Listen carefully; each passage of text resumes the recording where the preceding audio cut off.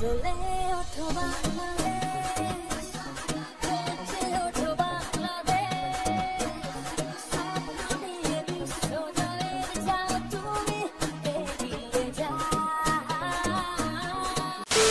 আচ্ছা, কেউ বলতে পারবেন জীবনের সংজ্ঞা কি? আমি তো ভাই জীবনের কোনো সংজ্ঞাই খুঁজে পাই না। সেদিন রাতে স্বামী স্ত্রী সব সন্তানরা সহ কত তৃপ্তির খাবারই না খেয়েছে, আর খাওয়া দাওয়ার পরে এত শান্তির একটা ঘুম দিয়েছিল তারা। তারা কখনো ভাবতেও পারেনি যে আজকে আমাদের এই শান্তির ঘুমটা কিছুক্ষণ পরে আমাদের কাল হয়ে দাঁড়াচ্ছে। এই যে এত এত মানুষের জীবন চলে যাচ্ছে, আর এই জীবন চলে যাওয়াটা শুধুমাত্র দূরে দাঁড়িয়ে দাঁড়িয়ে তাকিয়ে থাকা ছাড়া আমাদের আর কিছুই করার নাই। জানি না এই দুর্যোগের শেষ কোথায়, আমরা কোথায় গিয়ে পৌঁছবো। আদৌ কি ফেনী কুমিল্লার মানুষেরা তাদের আগের জীবন ফিরে পাবে কিনা? ব্যাংকে হাজার হাজার কোটি কোটি টাকা পড়ে থাকতেও আজকে ফেনী কুমিল্লার মানুষেরা হাহাকার করছে শুধুমাত্র এক মুঠো মুড়ি খাওয়ার আশায়, এক মুঠো চিড়ে খাওয়ার আশায়। হায় রে, এটাই বোধহয় জীবনের আসল সংজ্ঞা। আর মেয়ে মানুষের জীবন, সে তো আরেক অদ্ভুত এক জীবন। শত ইচ্ছে থাকা সত্ত্বেও আমি ফেনী এবং কুমিল্লা মানুষের পাশে গিয়ে সশরীরে দাঁড়াতে পারিনি। এটার জন্য কতই না আফসোস হচ্ছে আমার, কিন্তু কি করব, ওই যে আমি মেয়ে, ফ্যামিলি থেকে অনেক বাধা, তাই আমি সশরীরে সেখানে উপস্থিত থাকতে পারিনি। তাতে কি হয়েছে, আমি তো আমার কার্যক্রম কখনো বন্ধ করব না, কারণ আমিও তো এই দেশেরই নাগরিক। এই দেশ তো আমারও দেশ,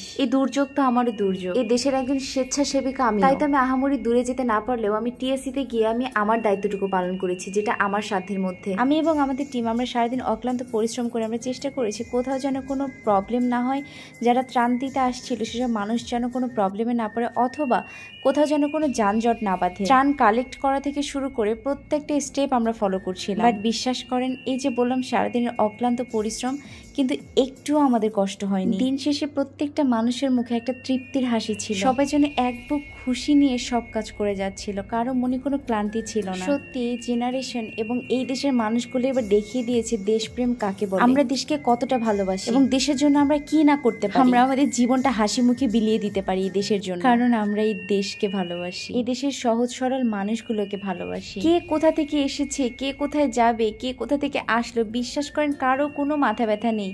সবার মাথায় শুধু এতটুকুই চলছিল, আমাদেরকে ত্রাণ দিতে হবে, কুমিল্লা ফেনীর মানুষকে বাঁচাতে হবে, দিন শেষে আমাদের দেশের মানুষকে বাঁচাতে হবে, আমাদের দেশকে বাঁচাতে হবে। এর চেয়ে খুশির মুহূর্তে, এর চেয়ে আনন্দের মুহূর্তে, এর চেয়ে ভালো লাগার মুহূর্তে কি হতে পারে বলেন? এই জেনারেশনকে সবাই বলতো না টিকটক চালায়, ফেসবুক চালায়, পাবজি খেলে, আরো কত কি না বদনাম দিয়েছে এই জেনারেশনকে। তবে এই জেনারেশন দেখিয়ে দিল দেশপ্রেম কাকে বলে, আর এই জেনারেশন চাইলে কি না করতে পারে। এই দুর্দিনে যারা বন্যা কবলিত এলাকায় যেতে পারছে না বা যাওয়া যাদের পসিবল হচ্ছে না, তারা প্লিজ টিএসসি তে এসে অবশ্যই আপনাদের ত্রাণ দিয়ে যাবেন। নগদ অর্থ যে যেমনটা পায় না, অথবা যেভাবে যেটা কিছু দিয়ে সাহায্য করতে পারেন না কেন, অবশ্যই আপনারা এগিয়ে আসেন। আর শুধুমাত্র যে টিএসসি তে আসতে হবে এমন কোনো কথা নেই, প্রত্যেকটা এলাকায় অথবা প্রত্যেকটা মোড়ে মোড়ে এরকম অনেকগুলো স্বেচ্ছাসেবক বসেছে যারা আপনাদের ত্রাণগুলো গ্রহণ করছে। সো প্লিজ যারা বন্যা কবলিত এলাকায় যেতে পারছে না অথবা টিএসসি তে আসা যাদের পসিবল হচ্ছে না, আশেপাশে অনেক স্বেচ্ছাসেবক আছে, তাদের হাত দিয়ে আপনাদের ত্রাণটাকে আপনারা পৌঁছে দিন সঠিক জায়গায়। কারণ কুমিল্লাবাসী ফেনীবাসী ভালো নেই, এখন তাদের পাশে আমাদের সবাইকেই দাঁড়াতে হবে, শুধুমাত্র